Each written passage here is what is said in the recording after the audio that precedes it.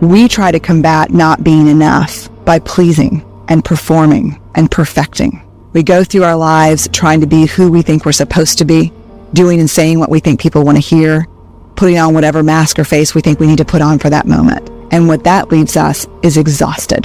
When we're pleasing and perfecting and performing, we end up saying yes a lot when we mean no, right? And we also end up saying no when we mean, oh, heck yes, I want to do that. Oh, I really want to do that. And you know what? Even though I have a lot of work, I want to do it now. I don't want to do it 5 pounds from now. I don't want to do it when I'm great. I don't want to do it when I've practiced. I just want to do it now. But we don't have those boundaries when we don't feel like we're worthy and enough. So how do we do things without resentment? And it takes boundaries. So in the end, I think if we take away anything from the authenticity piece, it is about the courage to be imperfect, to be vulnerable, and to set boundaries. Because the whole idea of I am enough starts with enough. Here's the part where we all struggle. Worthiness does not have prerequisites. We need to find a way to engage with the world from a place of worthiness. We need to find a way to say, I'm enough. This is who I am.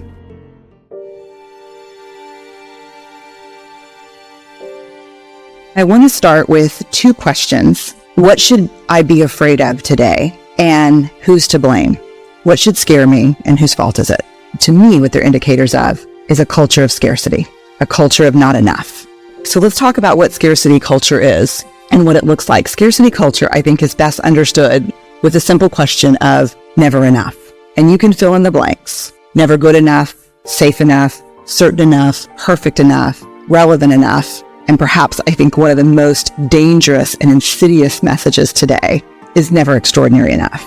Somehow, in the world we live in today, an ordinary life has become synonymous with a meaningless life. Extraordinary means relevant. And the top one is the big one for all of us personally, never good enough, which is shame, which we all have on occasion, that sense that we're not smart enough, good enough, perfect enough, loved enough, promoted enough, we're not enough. So what we do in response to scarcity culture, I think all of us every day, we wake up in the morning and we armor up and we put it on and we say, I'm going to go out in the world. I'm basically just going to kick some ass. I'm not going to let anyone see who I am. And in doing so, I can protect myself against the things that hurt the most. Judgment, criticism, fear, blame, ridicule. I'm going to armor up and I'm going to be safe. And we rationalize and we convince ourselves that this armor is really smart. And we use a lot of different things to armor too. Perfectionism, intellectualizing. But if you get really, really clear about what we're doing every morning when we wake up and decide to armor, it's this simple. We're protecting being hurt for a very simple reason that no one really wants to talk about, which is this: love, belonging, irreducible needs of men, women, and children. In the absence of love and belonging, there is always suffering. And so what we believe is that we can protect our sense of being lovable and being acceptable and being worth connection with armor. Here's the very worst news from my research. Our capacity for wholeheartedness can never be greater than our willingness to be brokenhearted, which is a terrible thing, but a truthful thing, that we can only love and be loved as much as we are willing to have our heart broken. And so when we move through the world like this, with our partners, with our children, with our friends, in classrooms, with the people who work for us, with the people we work for, there are tremendous casualties. What I found is authenticity is a practice, and you choose it every day, sometimes every hour of every day. And it's a practice. It's not, I just wake up and, hey, I'm authentic. It's that when you walk into a meeting, you have to make the choice. Am I going to show up and let myself be seen? If I going to raise my hand and say, wow, y'all look super excited. I don't know what in the hell you're talking about. That's a choice. And make that authentic choice, you got to let go of the fakeroo, I say. Yeah. Well, so perfectionism is not about striving for excellence or healthy striving, which I'm for. It's a cognitive behavioral process, a way of thinking and feeling that says this: if I look perfect, do it perfect, work perfect, and live perfect, I can avoid or minimize shame, blame, and judgment. I call perfectionism the 20-ton shield. We carry it around thinking it's going to protect us from being hurt, but it protects us from being seen. Just be beyond judgment, which there's no such thing. And so my story is, one morning I woke up and there were 2 or 3 new articles out, and I started reading the comments, and they were devastating. They weren't about my work. They were about me. They were super personal. And they were the things that creative people play in their mind and then give up doing what they really want to do. Like if I asked every single one of you, what would you try if you knew people would never say this about you? What would this be? Those were the comments that morning. Of course she embraces imperfection. What choice does she have? Look how she looks. I feel sorry for her kids. Less research, more Botox. Just mean personal attacks. The things that really, up until that moment, had inspired me to stay very small in my life and my career, just so I could avoid those things.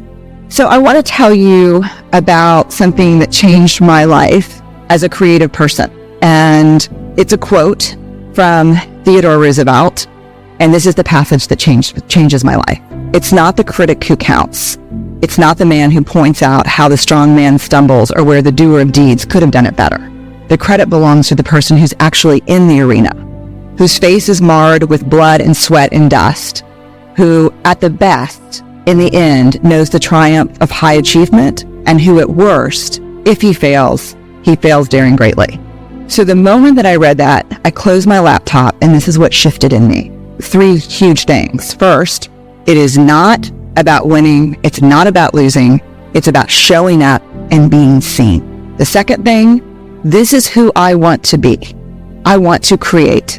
I want to make things that didn't exist before I touched them. I want to show up and be seen in my work and in my life. And if you're going to show up and be seen, there is only one guarantee, and that is you will get your ass kicked.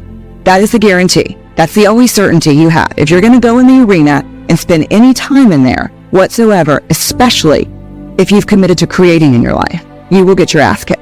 So you have to decide at that moment, I think for all of us, if courage is a value that we hold, this is a consequence. You can't avoid it. The third thing, which really set me free, is kind of a new philosophy about criticism, which is this. If you're not in the arena also getting your ass kicked, I'm not interested in your feedback. If you have constructive information, feedback to give me, I want it. But if you're in the cheap seat, not putting yourself on the line and just talking about how I could do it better, I'm in no way interested in your feedback. My husband and I taught our kids growing up. And so we used to say, listen, hold your hands like that. Let's put your hands in a cup. And we used to say, Ellen, inside here is a little flame. And that's you. That's your essence. That's your spirit. And what you're looking for as a friend, when things get really windy and dangerous, they kind of put their hands over yours and they say, let's keep that thing from blowing out. We want the friends who keep the flame going. What we don't want are flame blower outers.